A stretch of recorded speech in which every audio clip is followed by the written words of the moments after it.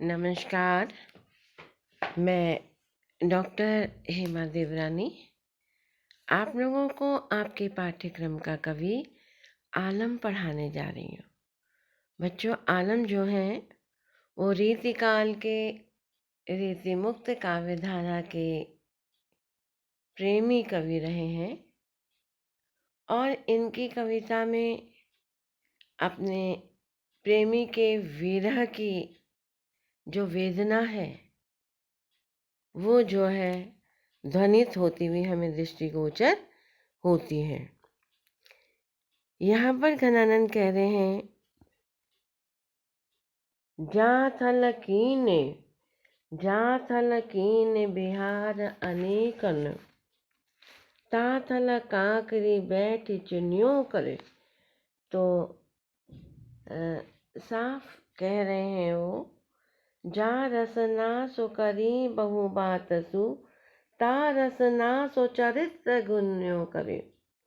आलम जौन से कुंजन में करी, केली कहाँ अब शीस धुनियों करे। नैनन में जो सदा रहते, तिनकी अब कान कहानी सुनियो करे। कि मेरा मन जो है संयोगावस्था में जिस प्रिय के साथ में रमन करता था, आज प्रिय के अभाव में मेरा मन जो है एकांत में बैठा हुआ है। मेरे नेत्रों में सदा रमन करने वाले ऐसे प्रियतम रूपी मेरे जो नायक हैं, उनके अभाव में मेरे कान जो हैं मेरे प्रियतम का ही वर्णन सुनना चाहते हैं। तो अपने प्रेमी का वर्णन किया है कि जा थलकीन बिहार अनेकन। इस पृथ्वी में जिस प्रियतम के साथ में अनेकों बार विहार किया था, विचरण किया था, ता थल काकरी बैठी चुनियो करे। यानी प्रिय के अभाव में इस पृथ्वी में मैं क्या कर रही हूँ, पत्थर को, कंकरी को चुनने का काम कर रही हूँ प्रियतम के अभाव में। जा रसना सो करी बहु बात सु। और जिस जिह्वा से अपने प्रियतम के साथ में अनेकों बार बातचीत किया करती थी, ता रसना सो चरित्र गुण्यों करे। वही रसना आज प्रियतम के चरित्र का गुणगान कर रही है। आलम जौन से कुंजन में करे। आलम कह रहे हैं कि कुंज में, गली गली में जिनके साथ में केली केली क्रीड़ाएं करते थे, प्रेम क्रीड़ा करते थे, अब शीस धुनियों करे। अब क्या कर रहे हैं, विरह में केवल सर लटका रहे हैं, शीस धुन रहे हैं। नैनन में जो सदा रहते, जो प्रियतम भगवान श्री कृष्ण के रूप में जो प्रियतम सदैव हमारे नेत्रों में रमन करते रहते थे, तनकी अब कान कहानी सुनियो करे। अब उन्हीं प्रियतम की कहानी को सुनने के लिए जो है वो हमारे कान जो हैं उस ओर चले गए हैं, प्रियतम की बात को सुनना चाहते हैं। तो प्रस्तुत पद में प्रियतम के अभाव में उनके साथ की गई संयोगकालीन क्रीड़ाओं को स्मरण किया गया है और वियोग श्रृंगार का बहुत ही सुंदर उदाहरण है। अनुप्रास की छटा देखते ही बनती है, ब्रज भाषा का सौंदर्य है।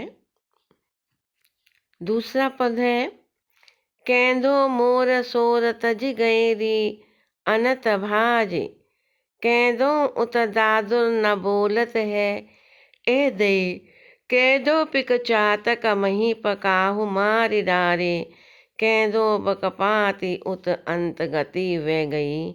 आलम कहे हो आल अबऊ न आए प्यारे, कैदो उत रीति विपरीत विधीने ठई, मदन महीप की दुहाई फिर बेत रहो, जूझ गए मेघ कैदो दामिनी सती भई।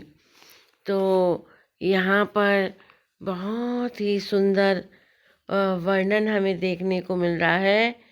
आलम ने इस छंद में एक ऐसी विरहणी नायिका का वर्णन किया है जो लंबे समय से जिसके पति उसको आने की अवधि दे गए थे, लेकिन निश्चित आने के समय में वो वापस नहीं आते हैं और प्रिय वियोग से नायिका विरह की वेदना को जो वो झेलती है, उसका बड़ा ही दर्दीला और सजीव वर्णन इस पद्य में किया गया है। क्योंकि देखो बच्चों, आलम भी घनानंद बोधा ठाकुर के समान ही रीति मुक्त काव्यधारा के बहुत ही प्रसिद्ध कवि हैं। और देखिए वो क्या कह रहे हैं कि एक निश्चित अवधि थी, और वो अवधि क्या थी? कैदो मोर सोर तजी गैरी अनत भाज। क्योंकि मोर कब थिरकते हैं? जब वर्षा का काल होता है। यानी वर्षा के काल का, यानी ऐसा लग रहा है कि वर्षा का समय भी क्या हो चुका है? व्यतीत हो चुका है।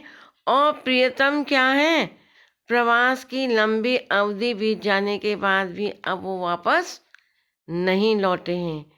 तो जो व्यथा और वेदना से परिपूर्ण विरहनी नायिका है, वो कहने लगती है, उसको क्या होने लगता है? विरहनी नायिका जो है उसको एक भ्रम होने लगता है कि कहीं ऐसा तो नहीं हो गया कि वर्षा ऋतु ही समाप्त हो गई। कैंधो मोर मोर तजी गैरी अनत भाज।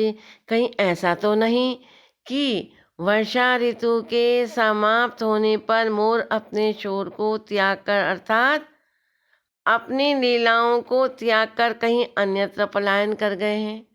क्योंकि वर्षा ऋतु के आने पर मोर जो हैं आनंद से उमंगित होकर के पंखों को फैला फैला कर नृत्य करने लगते हैं।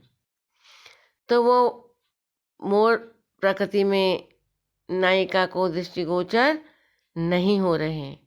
फिर अब वो निश्चित रूप से वो कह रहे हैं, तो ऐसा लग रहा है कि साफ साफ वो कह रही हैं, कैंदो उत दादुन न बोलत है ए दई। क्योंकि जब मोर नहीं दिखाई दे रहे हैं तो विरहणी को लग रहा है कि वर्षा ऋतु कहीं समाप्त तो नहीं हो गई। जो मोर की आवाज़, मोर की नृत्य करने की गति नहीं दिखाई दे रही है, वो अपनी केकाओं को त्याग कर अन्यत्र पलायन कर गए हैं। फिर कैंदो उत दादुन न बोलत है ए दई। और कहीं ऐसा तो नहीं कि वर्षा काल में मेंढक बोलते थे, अब वो मेंढक भी नहीं बोल रहे हैं। केंदो उत दादो न बोलत ए दई, अब वो भी नहीं बोल रहे, इसलिए कह रहे हाय देव। आखिर अब ये केंदो पिक चातक महीप काहू मार डारे। हाय देव, आखिर ये सब क्या हो रहा है? और तो और अब तो कोयल और चातक पक्षी भी नहीं बोल रहे। केंदो बकपात उत अंतर्गत है छाई। कहीं ऐसा तो नहीं कि बगलों की पंक्ति भी दिखाई नहीं दे रही है? कहीं ऐसा तो नहीं बगलों की पंक्ति की अंतर्गति अर्थात मृत्यु हो गई है? कवि आलम कहते हैं कि प्रवासी प्रियतम के प्रवास से न लौटने पर विरह से परिपूर्ण वह नायिका कहने लगती है, हे सखी, इतना समय व्यतीत हो चुका परंतु उसके प्रियतम आखिर प्रवास से वापस क्यों नहीं लौटे? आलम कहे हो आली अबहु न आए प्यारे।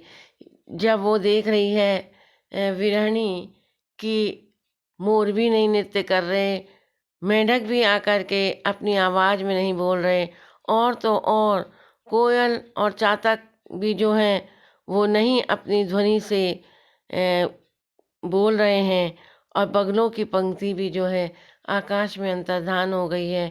ऐसा लग रहा है मृत्यु को प्राप्त हो गई है, क्योंकि उसके प्रियतम जो हैं आखिर प्रवास से वापस नहीं लौटे हैं। केंदो, इसीलिए वो कह रही है, केंदो उतरीत विपरीत विधि ने उठी। सारी विधियां जो हैं विपरीत हो गई हैं। वापस क्यों नहीं लौटे हैं? क्या कामदेव रूपी राजा ने हमारे द्वारा आत्मरक्षा की गई पुकार को अनसुना तो नहीं कर दिया? कहीं रीति विपरीत विधि ने उठी विपरीत तो नहीं हो गई? मदन महीपी की दुराई फिर बेते है वही। क्योंकि ऐसा लग रहा है कि कामदेव रूपी राजा ने हमारे द्वारा जो हमारी रक्षार्थ की पुकार थी उसको भी अनसुना कर दिया है। बूझ गई मेघ के दो दामनी सती सी। और ऐसा लगता है कि कहीं बिजली आकाश में कौनते हुए बादलों का हमेशा साथ दिया करती है, कहीं बिजली आकाश में मेघों के मरने के कारण सती तो नहीं हो गई।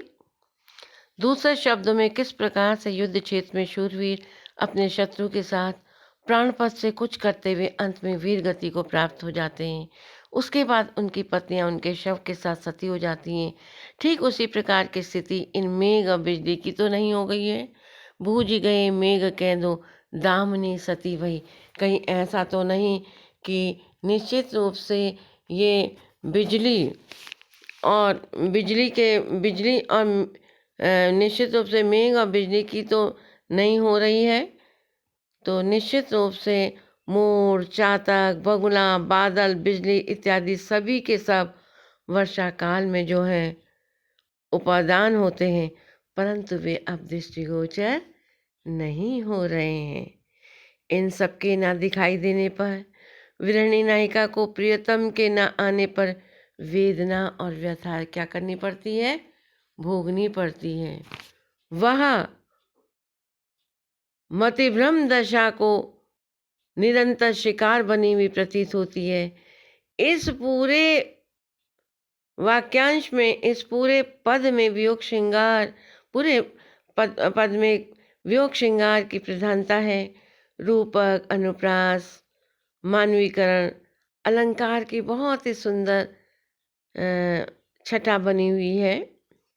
विचार और भावों की अभिव्यक्ति बहुत ही सुंदर ढंग से हुई है और ब्रज भाषा का प्रयोग इस छंद में किया